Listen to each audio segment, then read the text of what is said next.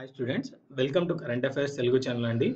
ఈ వీడియోలో మనం current affairs 2007 one liner bits చూద్దాం. సో ఫస్ట్ బిట్ వచ్చేసి అబెల్ ప్రైజ్ 2017 గ్రహీత ఎవరు? అబెల్ ప్రైజ్ 2017 గ్రహీత ఎవరు? అవార్డు గ్రహీత ఎవరు? ఆయన పేరు వచ్చేసి వేస్ మేయర్ అండి. వేస్ మేయర్. సో ఈ అబెల్ ప్రైజ్ ఎందుకు ఇస్తారంటే యాక్చువల్గా ఇది మ్యాథమెటిషియన్స్కి ఇస్తారండి. ఈ మ్యాథమెటిక్స్లో అవుట్ స్టాండింగ్ పర్ఫార్మెన్స్ ఇచ్చినందుకు గాను వాళ్ళకి ఈ అబెల్ ప్రైజ్ అనేది ఇస్తారు. ఈ అబెల్ ప్రైజ్ అనేది నార్వీగియన్ అండి. ఇది నార్వే వాళ్ళు ఇచ్చే అవార్డు అండి. సో దీని కింద ఈ అవార్డు కింద 6 మిలియన్ నార్వీగియన్ క్రోనర్స్ ఇస్తారండి. ఈ అవార్డు ఎవరికైతే వస్తుందో వాళ్ళకి 6 మిలియన్ నార్వీగియన్ క్రోనర్. నార్వీగియన్ క్రోనర్ అనేది వాళ్ళ కరెన్సీ, నార్వే వాళ్ళ కరెన్సీ అండి. సో మేయర్ గారు వచ్చేసి ఫ్రెంచ్ మ్యాథమెటిషియన్. వేస్ మేయర్ వచ్చేసి ఈయన ఫ్రెంచ్ మ్యాథమెటిషియన్. ఓకే. సో ఆయనకి అబెల్ ప్రైజ్ 2017లో మేయర్ గారికి ఇచ్చారు. Next, India open super series title మహిళల సింగిల్స్ గెలిచిన భారతీయ క్రీడాకారిణి ఎవరు? ఇండియా ఓపెన్ సిరీస్ టైటిల్ మహిళల సింగిల్స్ గెలిచిన భారతీయ క్రీడాకారిణి పివి సింధు. సో ఈ India open series title India open super series title badminton అనేది ఎవ్రీ ఇయర్ కండక్ట్ చేస్తారండి ఇండియాలో 2008 నుంచి. సో ఈ ఈవెంట్ వచ్చేసి every year Siri fort sports complex న్యూఢిల్లీలో జరుగుతూ ఉంటాయి ఈ India open super series titles. Next, national photography అవార్డుల్లో జీవన సాఫల్య పురస్కారం గ్రహీత ఎవరు? నేషనల్ ఫోటోగ్రఫీ అవార్డులో జీవన సాఫల్య పురస్కారం అవార్డు గ్రహీత రఘురాయ్ అండి. రఘురాయ్. సో రఘురాయ్ గారికి ఈ నేషనల్ ఏమంటారు లైఫ్ టైమ్ అచీవ్మెంట్ అవార్డు అనేది ఇవ్వడం జరిగింది. ఇది వచ్చేసి 6th national photography awards.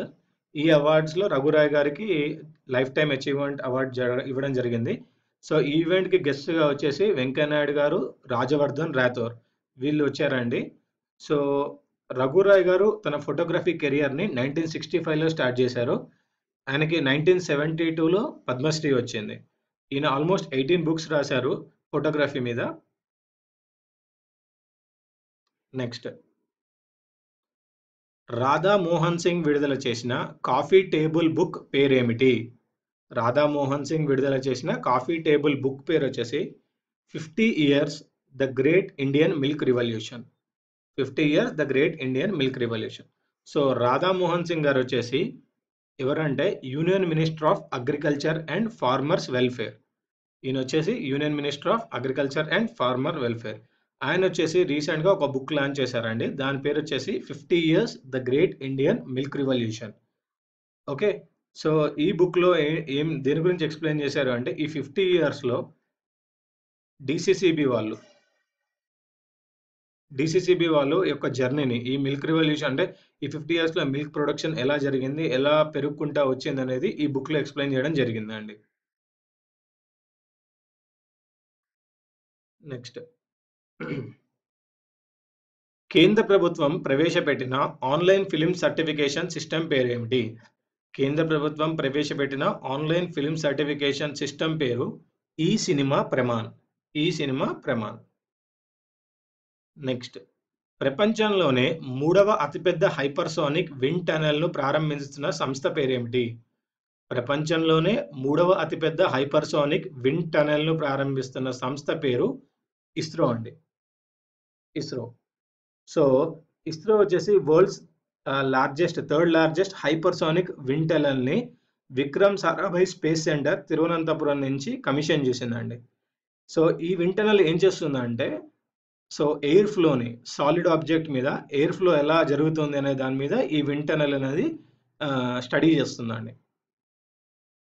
Next, ఉత్తర కొరియాను నియంత్రించేందుకు శాటిలైట్ను ప్రయోగించిన దేశం ఏది? సో ఉత్తర కొరియాను నియంత్రించేందుకు శాటిలైట్ ప్రయోగించిన దేశం చైనా అండి.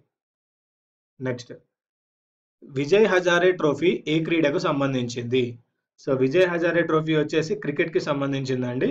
సో ఈ విజయ్ హజారే ట్రోఫీని దీన్నే రంజీ వన్డే ట్రోఫీ అని కూడా అంటారు. ఇది 2002 నుంచి 3 మధ్యలో స్టార్ట్ అయిందండి. ఇది ఈ క్రికెట్లో వచ్చేసి లిమిటెడ్ ఓవర్స్ ఉంటాయి. సో ఈ విజయ్ హజారే ట్రోఫీ అనేది ఎవరి పేరు మీద వచ్చిందంటే famous Indian cricketer Vijay Hazare అని ఉండేవారండి. సో, ఆయన పేరు మీద ఈ విజయ్ హజారే ట్రోఫీ అని నిర్వహిస్తున్నారు. సో, ఈ ట్రోఫీని ఇప్పటి వరకు తమిళనాడు 5 సార్లు, జార్ఖండ్ ఒకసారి, నెక్స్ట్ బెంగాల్ ఒకసారి తీసుకున్నారండి ఈ విజయ్ హజారే ట్రోఫీని. నెక్స్ట్ ప్రపంచంలో అత్యంత వేగంతో కూడిన వైఫై టెక్నాలజీని అభివృద్ధి చేస్తున్న దేశం ఏది? సో, ప్రపంచంలో అత్యంత వేగంతో కూడిన వైఫై టెక్నాలజీని అభివృద్ధి చేస్తున్న దేశం నెదర్లాండ్స్ అండి. సో, నెదర్లాండ్ సైంటిస్ట్ ఏం చేశారంటే, ఇప్పుడున్న వైఫై నెట్వర్క్ అంటే, ఒక ఫాస్టెస్ట్ వైఫై నెట్వర్క్‌ని డెవలప్ చేస్తున్నారండి. సో, అదొచ్చేసి ఎగ్జిస్టింగ్ మనకున్న వైఫై నెట్వర్క్ కంటే 100 టైమ్స్ ఫాస్ట్ ఉంటుంది. ఓకే. ప్లస్ మల్టిపుల్ డివైజెస్‌ని కూడా ఇది సపోర్ట్ చేస్తుంది. వితౌట్ ఎనీ ఏమంటారు స్పీడ్ తగ్గకుండా మల్టిపుల్ డివైజెస్‌ని కూడా ఈ వైఫై చాలా ఫాస్ట్‌గా వైఫై యాక్సెస్ చేసుకోవచ్చు. నెక్స్ట్ ఇదొచ్చేసి ఈ వైఫై నెట్వర్క్‌ని డెవలప్ చేసేది ఎవరు అంటే ఆహ్, ఐందోవన్ యూనివర్సిటీ రిసర్చర్స్. ఐందోవన్. ఓకే. ఇది నెదర్లాండ్స్‌లో ఉంది. సో, ఈ ప్రకారము పర్ సెకండ్ ఈ నెట్వర్క్ వస్తే గనక 40 జీబీ డౌన్‌లోడ్ చేసుకోవచ్చండి మనం. 40 జీబీ స్పీడ్ ఉంటుంది. Next SEBI. సెబీ పూర్తికాల సభ్యులుగా చేరింది ఎవరు? సెబీ ఫుల్ ఫామ్ వచ్చేసి securities exchange board of India అండి. సో, సెబీలో పూర్తికాల సభ్యులుగా చేరింది మాధవి పూరి అండి. సో, మాధవి పూరి వచ్చేసి హోల్ టైమ్ మెంబర్‌గా సెబీకి 3 ఇయర్స్‌కి అపాయింట్ అయ్యారండి. సో, ఈ సెబీలో అనేది పూర్తికాల సభ్యులుగా ఈ యొక్క పొజిషన్ అనేది చాలా కీలకమైంది. సో, ఇది ఫస్ట్ టైము ఒక వుమెన్‌కి అది కూడా ప్రైవేట్ సెక్టార్ నుంచి వచ్చిన వుమెన్‌కి ఈ పోస్ట్‌ని ఇవ్వడం జరిగింది. నెక్స్ట్ మహానటి సావిత్రి జీవితకళ పురస్కారాన్ని అందుకున్న ప్రముఖ సినీ నటి ఎవరు? సో, మహానటి సావిత్రి జీవితకళ పురస్కారాన్ని అందుకున్న ప్రముఖ సినీ నటి సుహాసిని మణిరత్నం అండి. సో, సుహాసిని మణిరత్నం గారు 1980లో ఫిల్మ్స్‌లోకొచ్చారు. తనొచ్చేసి అన్ని సౌత్ ఇండియన్ ఫిల్మ్స్‌లో యాక్ట్ చేశారండి. సో, తనకి first time national film award వచ్చేసి 1986లో ఇవ్వడం జరిగింది. బెస్ట్ యాక్ట్రెస్ కింద. మూవీ వచ్చేసి 'సింధు భైరవి' అండి. ఇవండి ఈ వీడియోలోని current affairs Telugu one liner bits. ఈ వీడియో మీకు నచ్చినట్టయితే లైక్ చేయండి, సబ్స్క్రైబ్ చేయండి, షేర్ చేయండి, కామెంట్ చేయండి.